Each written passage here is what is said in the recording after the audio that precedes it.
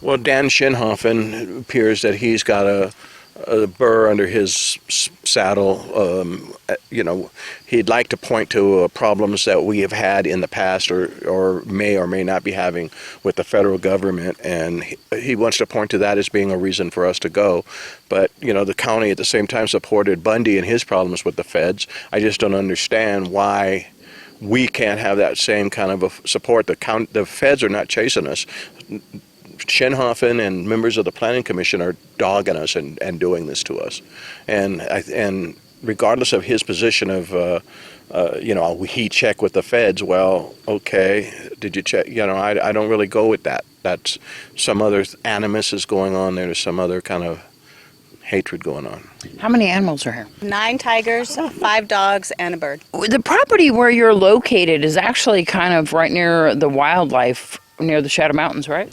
We share the wildlife corridor with the BLM, and everything that lives in the desert comes through here, from the bighorn sheep to the mountain lion, tons of burros, wild burros.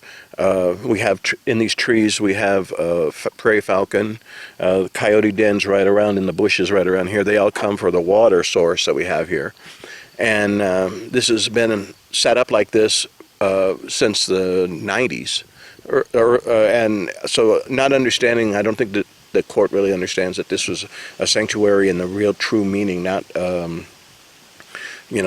like some kind of a registered rescue, but it was something that was done. Animals were taken from the dog pound when they were killing dogs after 3 days, and there was at a time 25 dogs here. There were house cats, there were rabbits. There's been every kind of animal on, the amount of dog food that the flag man has hauled up here or had his caretakers haul up here was in the thousands of pounds. So it always was a sanctuary. They decided it's not a sanctuary and we're a nuisance and we got to go. And we think it's kind of a rush to judgment when you have to consider that to disturb wildlife, especially endangered species, is really a violation of the federal law. So Nye County would really be in opposition with the federal law in trying to remove endangered species from a population where they're thriving. It's not only that there are 4 other facilities here in Pahrump alone with big cats, and not one of them has a conditional use. There's the folks that live about a mile away from us. They have a population of cats that they're grandfathered, and they're about a mile away, and they're exempt. Nobody's bothering them. And they're within the regional planning district? Yes, they are. Do you have any complaints from neighbors at all? We have no complaints from neighbors. We also had a petition going around when all this first started, and all the people within 5 miles of us, I believe, or 3 miles. It's over 500 signatures.